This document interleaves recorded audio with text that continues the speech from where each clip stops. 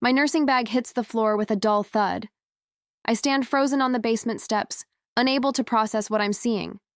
The twins' beds, dressers, and toy chests are arranged in a sad little cluster near the water heater. Their favorite stuffed animals, Milo's worn teddy, and Tessa's purple unicorn, sit forlornly atop hastily made beds where cobwebs stretch across the ceiling corners above them. Mom, Dad. My voice echoes against the concrete walls. The washing machine hums in the background, a stark reminder that this space was never meant for children. The air smells of detergent, and the unmistakable mustastininess that no amount of dehumidifiers has ever fully eliminated. My mother appears at the top of the stairs, bouncing my sister's baby Caleb on her hip. Her face brightens at the sight of her grandson, then falls slightly when she notices me. "Oh, Celine, you're home early." She doesn't meet my eyes. "What is this?" I gesture to my children's belongings.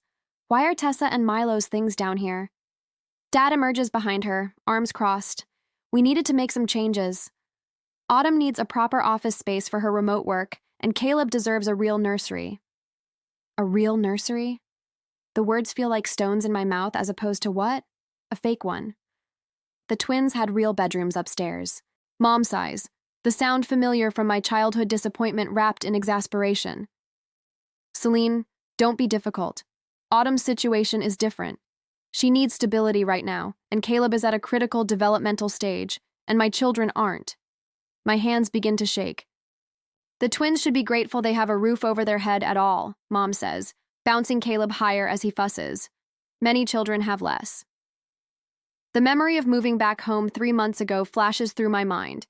The divorce papers still warm from the printer, the twins quiet in the back seat as I explained we'd be staying with Grandma and Grandpa just for a little while. I'd swallowed my pride, agreed to contribute to household expenses, even though this was supposedly my childhood home, my safety net. Then Autumn arrived with newborn Caleb, her marriage crumbling just like mine had. But unlike me, she was welcomed with open arms and endless accommodation. The cooping over Caleb never stopped. The twins were scolded for playing too loudly, for laughing during Caleb's nap time, for existing in ways that might disturb the precious baby. "You had no right to move their things without asking me," I say, my voice steadier than I feel. "They're my children, Celine." Dad's voice takes on that authoritative tone I've heard all my life. "Your sister's career and Caleb's development are critical right now. The basement is perfectly adequate." Adequate? I climb 2 steps until we're nearly eye level. It's damp down here. Milo has asthma. "You're overreacting," Dad says. As usual. Autumn needed the space more. Mom adds she's trying to build a future for Caleb, and there it is.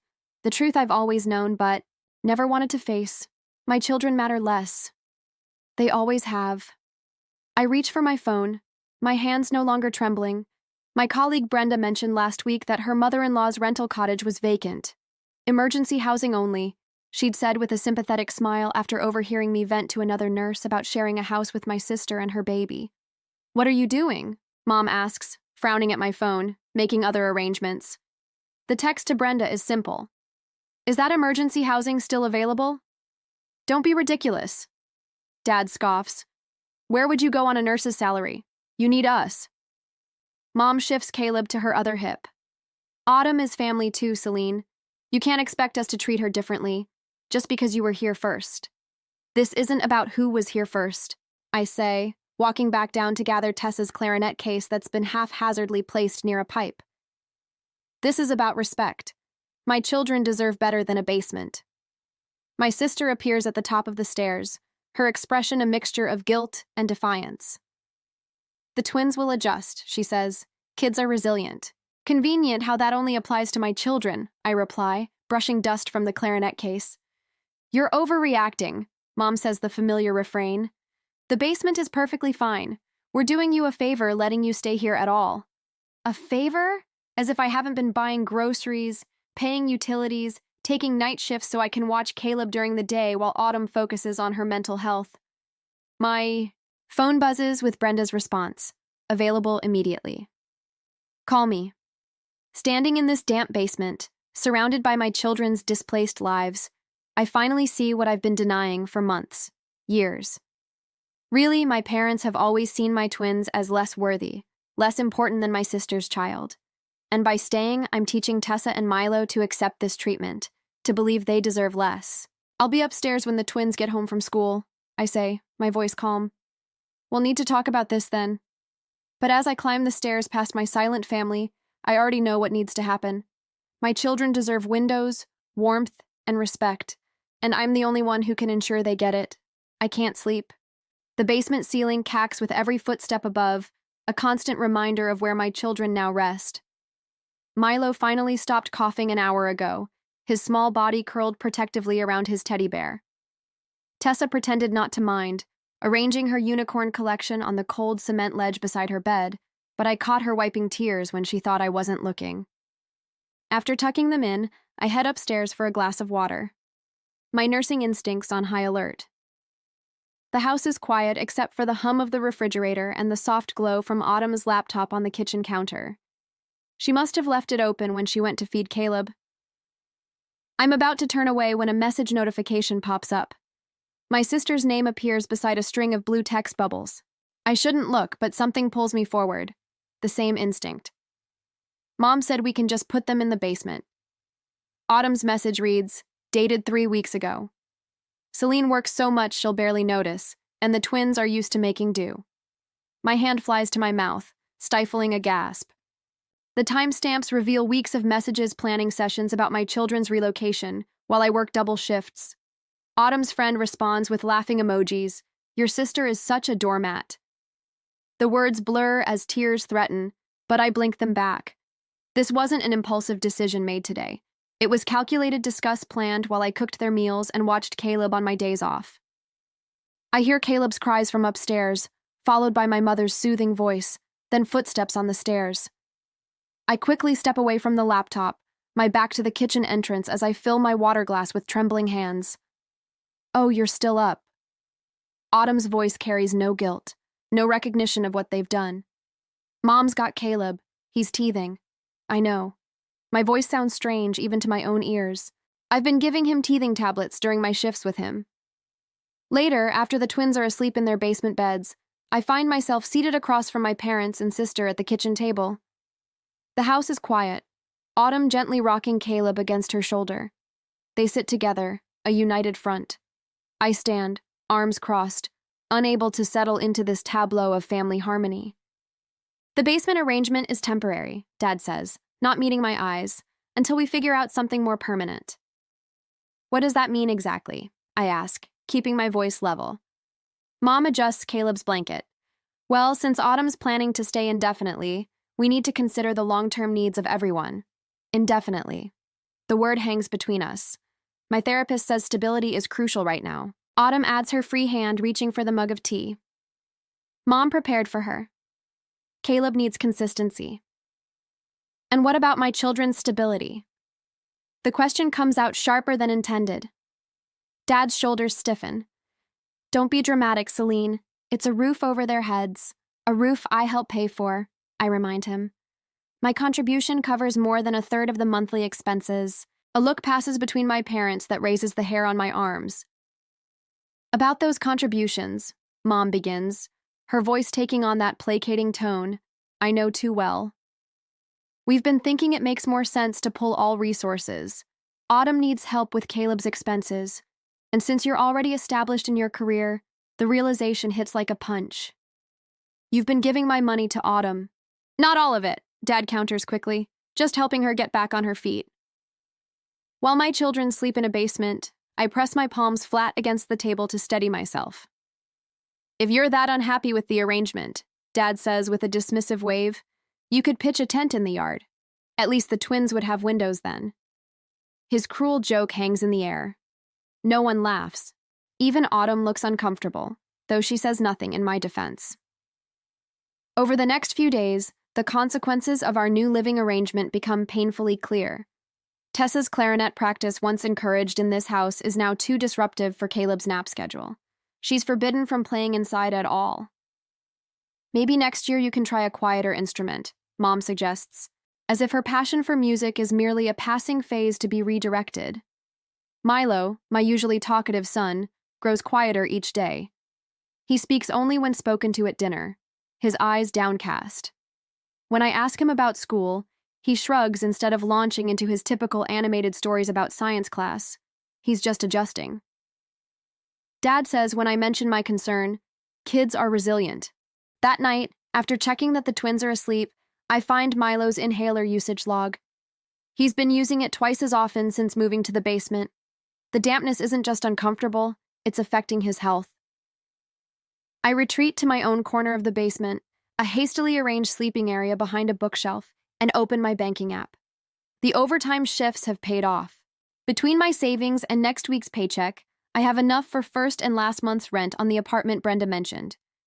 As I stare at my bank balance that night, I wonder if I should confront my family one last time, or simply leave without further discussion. Would demanding respect work, or would a quiet exit make a stronger statement? What would you do when your family has shown they value one child over another? The basement pipes knock and gurgle overhead, as if offering their own opinion on the matter. A week later, the doorbell chimes just as I finish my third double shift of the week. My body aches for sleep, but there's no time. Aunt Cynthia, Uncle Pete, and 3 cousins crowd into the living room, all cooing over Caleb and his bouncer while I slip off my shoes. There she is, Mom announces with exaggerated cheer. We were just about to give everyone the grand tour. Autumn beams, bouncing Caleb on her hip. I can't wait to show off his nursery. It's absolutely perfect now. My stomach knots. His nursery. The twins' former bedroom. The family parade moves upstairs. Voices rising in approval at the freshly painted walls, the custom shelving Dad installed, the window seat cushions Mom sewed by hand. Never mind that Tessa had begged for shelves for her books for years. Never mind that Milo had asked for a reading nook since he learned to read. It's just what a growing boy needs, Aunt Cynthia declares, running her hand over the premium crib mattress. Uncle Pete nods toward me. Your twins must be very accommodating kids, letting their cousin have such a nice setup. My mouth tastes like copper. They didn't exactly have a choice. Silence falls before Mom jumps in. We're planning to convert the basement into a proper bedroom eventually. But first, Dad adds, we're redoing the kitchen. Autumn needs a proper workspace for preparing Caleb's organic meals. Later, as relatives fill their plates in the dining room, I slip downstairs to check on Milo. His cough echoes against the concrete walls, a hollow sound that's become his nighttime companion since the move to the basement. Mom. He sits up, clutching his inhaler. Is dinner ready? Almost, buddy. I sit beside him, rubbing his back as another cough rattles his chest. How's the breathing today? He shrugs, a gesture too resigned for an 11-year-old. The same. Dr. Phillips said the dampness isn't helping. I remind him, handing him a glass of water. We have another appointment next week. Upstairs, laughter erupts. More than a week in the basement, and Milo's chronic asthma has worsened. The pediatrician's face had grown serious during our last visit. Environmental factors, he'd said, eyeing me over his glasses. We both knew what that meant. Will Hannah be at school tomorrow? I asked, trying to brighten his mood. His eyes dropped to his inhaler. Doesn't matter, I don't invite friends over anymore. Honey, why not? Tessa doesn't either. He pulls his knees to his chest. It's embarrassing. Nobody else lives in their grandparents' basement. The truth of this strikes me like a physical blow. 2 days earlier, I'd overheard Tessa declining a sleepover invitation, making excuses about having too much homework. She'd stopped playing clarinet at home entirely after Dad complained about the noise disturbing Caleb's nap schedule. You should come up for dinner, I tell him, ruffling his hair. He shakes his head. I'll eat down here. Grandma said my coughing upsets Caleb during meals. Something inside me cracks, not breaks, but fractures deep enough that I feel the shift. I kiss his forehead and head back upstairs, stopping halfway when I hear my name. Celine's working herself ragged. Aunt Cynthia says from the dining room. 16. Our shifts can't be sustainable. She needs the money, Mom replies. Divorced nurses don't exactly have golden parachutes. I've been taking every extra shift available, building my savings account in silent determination. 3 more weeks at this pace and I'll have enough for first and last month's rent plus security deposit on something, anything with windows. The next morning, my eyes burn from exhaustion as I change IV bags. Brenda, charge nurse for our unit, pauses beside me. Your hands are shaking. She observes quietly. Just tired. She glances around before slipping a folded paper into my pocket. That 3-bedroom on Maple Street owner's a friend of my husband. It's coming available next month, but he hasn't listed it yet. Her eyes hold mine. Your kids deserve windows. Celine, she whispers during shift change. The paper burns in my pocket for the rest of my shift. Sunday dinner arrives with more relatives. Aunt Linda, Dad's older sister, who speaks without filters, surveys the dining room as we pass serving dishes. Don't the twins mind living in the basement? She asks. Fork. Paused midair. The room goes still. My sister studies her plate. Mom's smile freezes in place. What Linda means, Dad begins. They won't be in the basement much longer. I interrupt, my voice calmer than I've ever heard it. We're moving out next week. Forks clatter against plates. Mom's water glass tip spilling across the tablecloth. What do you mean moving out? Autumn demands, while Dad's face darkens like a thundercloud. I've signed a lease, 3 bedrooms in the twin school district. The words come easily now, floating on the strange calm that settled over me. You can't just decide. Mom sputters. I can actually. I turn to Aunt Linda. To answer your question, yes, they mind very much. Milo's asthma has worsened from the dampness. Tessa hasn't invited a friend over because she's embarrassed. They deserve better. This is about money, isn't it? Dad says we can work something out. This isn't about money. I place my napkin beside my plate. It's about respect. Later that evening, Brenda answers my desperate call without hesitation. Of course, you can stay with us until the rental's ready.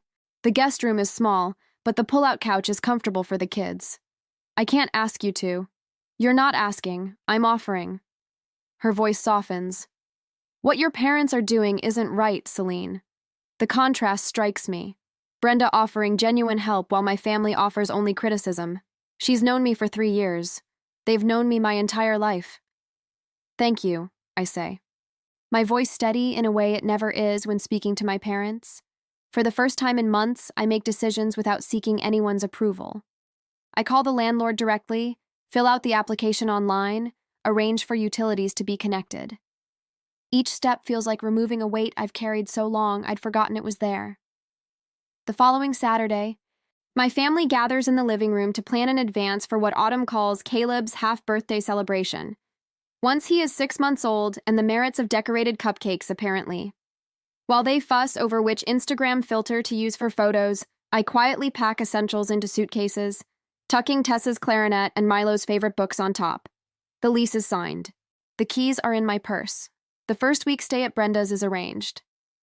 I zip the final suitcase and look up to find the twins watching me from the basement doorway, confusion and something like hope dawning on their faces. Pack your backpacks, I whisper. Only what you absolutely need for the next few days. Tessa's eyes widen. Milo's hand clutches his inhaler less tightly. Are we really leaving? Tessa asks, her voice barely audible. I nod, surprising myself with a smile that feels foreign on my face. Yes, tonight. And for the first time in months, my children stand a little straighter, as if already breathing different air. Next day, the dawn streaks through Brenda's guest room curtains as I check my watch. 6:15. Perfect. My parents won't leave for Caleb's pediatrician appointment until 8, but I need this head start. Mom. Tessa appears in the doorway, already dressed in her favorite purple sweater. Behind her, Milo clutches his inhaler, eyes wide with uncertainty. Ready? I ask, keeping my voice steady. They nod, shoulders squared with a determination that mirrors my own. We've been planning this for 3 days ever since I signed the lease on our new apartment. Brenda's minivan purr in the driveway as we load the first round of boxes. Remember, I tell the twins, just grab essentials today. We'll come back for the rest when they're gone. 30 minutes later, we pull into my parents' empty driveway. The house stands quiet, everyone's still asleep. We move with deliberate efficiency like a well-rehearsed hospital code team. Take only what matters most. I remind the twins as they descend the basement stairs. I watch them carefully select their treasures, Milo's science fair medals, Tessa's music books, the matching quilts my grandmother made before she died. With each item they rescue from the damp basement, their movements become more confident. Stand straighter. I want to tell them, but I don't have to. I can see it happening before my eyes, their spines lengthening, chins lifting as they carry their possessions toward freedom. By 7:30, Brenda's minivan is packed with our essentials. I leave my house key on the kitchen counter alongside a note I've rewritten a dozen times, finally reduced to its essential truth. We found our own place. The twins deserve windows. Later, we're unpacking at the new apartment when my phone begins its persistent buzzing. Mom, Dad, Mom again. Autumn. I silence each call until Tessa touches my arm. Aren't you going to answer, Mom? I set down the box of bathroom supplies. Not yet, honey. We need to focus on settling in first. The voicemails pile up throughout the morning. I listen to them while the twins arrange their books on the shelves Brenda found at a yard sale. Celine, this is completely inappropriate. You're traumatizing your sister by leaving like this. My mother's voice vibrates with indignation. Autumn is beside herself. Caleb can sense the tension. Call us immediately. My father authoritative as always. I can't believe you do this to family. Autumn. The betrayal in her voice almost convincing. Each message strengthens my resolve like steel tempered in fire. Their concern isn't for my children. It's for the disruption to their carefully orchestrated household. The inconvenience of losing their built-in nurse and babysitter. I block their numbers just temporarily. We need this space to breathe, to remember who we are without their shadows looming over us. That evening, as the twins sleep in their new rooms, real rooms, with windows that open to let in fresh air, my phone lights up with a message from my supervisor. Charge nurse, position still open. Interested in discussing tomorrow? I stare at the screen, fingers hovering over the keyboard. The promotion would mean better pay, but more responsibility. More demands on my time when the twins need me most. Am I ready to rebuild my career while simultaneously rebuilding my children's sense of security? The next week passes in a blur of activity. Brenda arrives Saturday morning with reinforcements. Joanne from pediatrics and Marcus from the ER. Their cars loaded with donations. A small television. A gently used couch. Curtains that Joanne's daughter outgrew, but matched Tessa's bedspread perfectly. We raided the hospital donation closet, Marcus explains, hauling in a desk for Milo's room. Sometimes families leave perfectly good stuff behind. By Sunday evening, the apartment has transformed. The twins each have their own space decorated with their favorite colors and interests. The living room holds a comfortable couch facing the television, a small dining table with 4 chairs, and a bookshelf already filling with our collective treasures.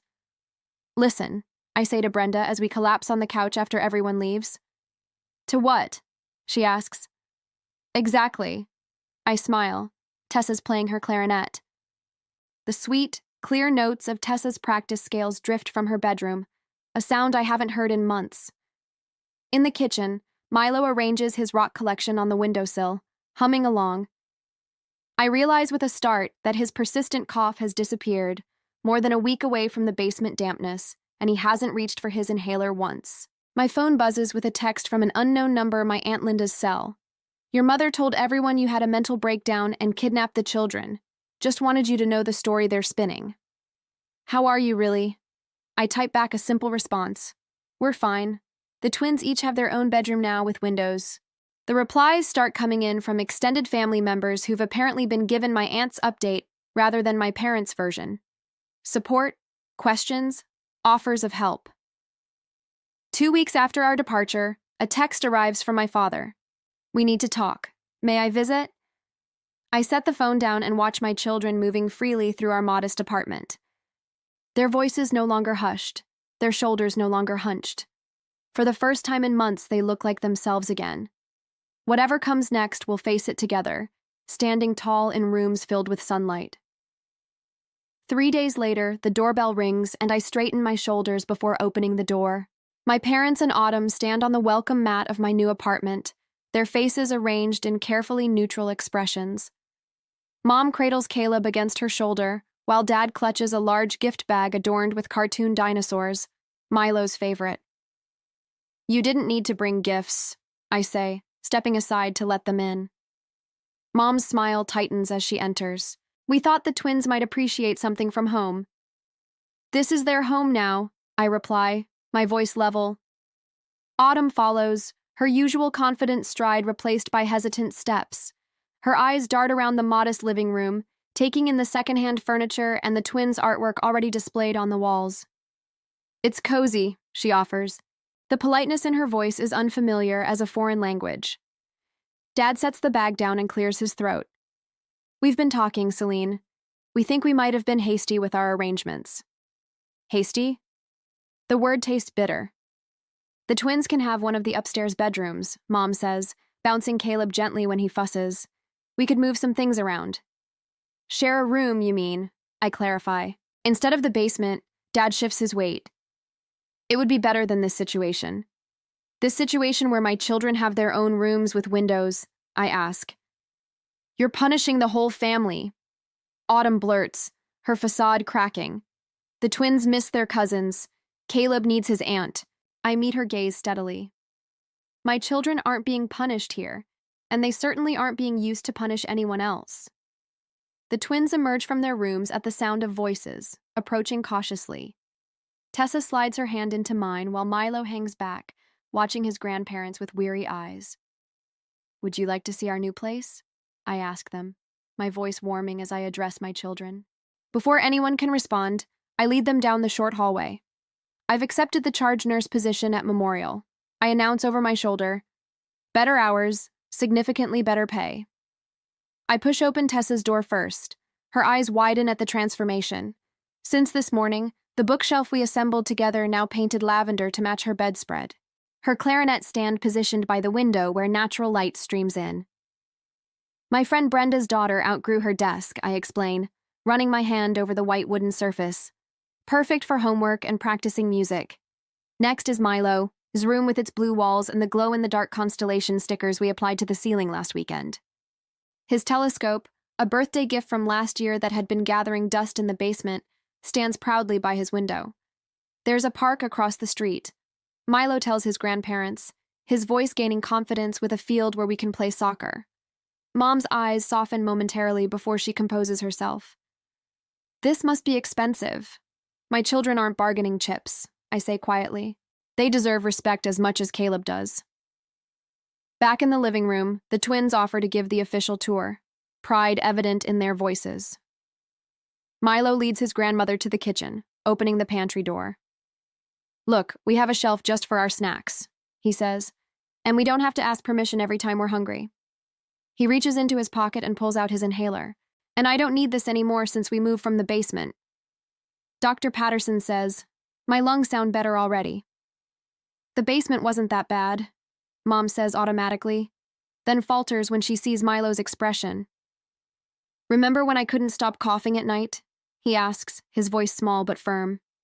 You said I was doing it for, attention. Mom looks away, bouncing Caleb higher on her hip. Tessa steps forward, her clarinet case in hand. We can practice music whenever we want here, she says, assembling the instrument with practiced movements. She plays a flowing sequence of notes, the melody filling the apartment with clear, confident sound. Dad watches, his expression unreadable. Autumn stands awkwardly by the door, her phone clutched in her hand as if preparing for escape. Who's watching Caleb next Tuesday when you have your interview? She asks suddenly, the question directed at no one in particular. The music stops. Tessa lowers her clarinet, and I see the understanding dawn in her eyes, the realization that her aunt had been counting on my childcare services all along. I'm sure you'll figure something out, I reply, keeping my voice neutral. You're resourceful. As they prepare to leave, I notice the subtle shift in their dynamics. Dad helps Mom with Caleb's diaper bag instead of leaving it to Autumn. Mom asks Autumn if she's called the babysitting service they discussed. Dad pauses at the threshold. Celine, could I speak with you privately before we go? I hesitate, catching the twins exchanging glances. Whatever comes next, I know we've already won the battle that matters most. Give us a minute, I tell the twins, stepping onto the small balcony with my father and closing the door behind us. Through the glass, I watch Milo showing his grandmother the view from our third-floor apartment. Not spectacular by any means, but it includes trees and sky instead of concrete walls and water pipes. Whatever my father wants to say, it can't change what we've built here in this modest apartment that smells of fresh paint instead of mildew. It can't erase the sound of my children laughing as they arrange their belongings in rooms flooded with sunlight. The battle isn't over. Family wars rarely end with a single decisive victory. But for the first time in months, maybe years, I'm the one setting the terms of engagement. 6 months later, the mortgage papers spread before me on the loan officer's desk, each requiring my signature. 6 months ago, I would have hesitated. Called my parents to double-check I was making the right decision. Today, I sign my name with confident strokes. Congratulations, Miss Dalton. You're a homeowner, the loan officer says, sliding the house keys across the desk. I close my fingers around the cool metal, remembering the basement steps where my nursing bag fell that day. The contrast nearly takes my breath away, from damp concrete walls to a modest 3-bedroom with windows that catch the morning light. My phone buzzes with a text from Brenda. We still on for housewarming Saturday? I smile, typing back a quick affirmative. At work, the other nurses now come to me for scheduling questions. Last week, Dr. Patel asked for my input on a difficult case. Something that would never have happened 6 months ago when I kept my head down, trying to avoid notice. At home that evening, I find Tessa practicing her clarinet in the kitchen while Milo builds a science project on the dining table. Neither jumps or apologizes when I enter. Instead, Tessa finishes her piece while Milo proudly explains his volcano design. Principal Hayes asked me to join advanced band. Tessa says, wiping her mouthpiece, and Jason invited me to his birthday party next weekend. Mrs. Wilson says my science project might win first place. Milo adds, his cheeks flushed with excitement rather than asthma. Can we paint my room blue this weekend? Real blue, not that weird grayish color Grandma said was good enough. My phone rings. Mom's number.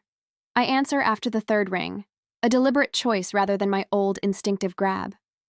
We'd like you and the twins to come for Sunday dinner next week, she says, her voice tentative in a way I've never heard before. Your father grilled steaks. Just us? I ask, not bothering to disguise my meaning. Autumn moved back to her condo last month. Mom says Caleb's nursery is empty now. I take a breath. We'd be happy to come, but we'll need to leave by 7. Tessa has band practice Monday morning. The old Celine would have accepted any invitation on any terms. The new one sets boundaries. That's fine, Mom says. We understand. On Saturday evening this week, my small house fills with voices. Brenda brings a potted fern for new beginnings, she says. 2 nurses from pediatrics arrive with a welcome mat. My charge nurse brings homemade lasagna. When Brenda raises her glass in a toast to finding family in unexpected places, tears threaten, but they're different from the ones I used to swallow back. Sunday this week, we paint the twins' rooms. Milo's deep blue, Tessa's lavender. Paint speckles their faces as they debate where to hang posters. I started a college fund, I tell them, and I enrolled in online classes for my BSN. You'll be the best nurse practitioner ever, Tessa declares, certainty in her voice. A knock at the door surprises us. Dad stands there holding a toolbox. Thought you might need help mounting those bookshelves, he says, eyes taking in the paint-splattered scene. He sets the toolbox down. I'm proud of you, Celine. The words hang between us, unfamiliar and fragile. As I accept my father's tentative olive branch, I wonder if some family relationships are worth rebuilding, or if maintaining distance is sometimes healthier. What would you do? Work to repair broken family bonds or focus on nurturing the new supportive relationships that emerge during your hardest times?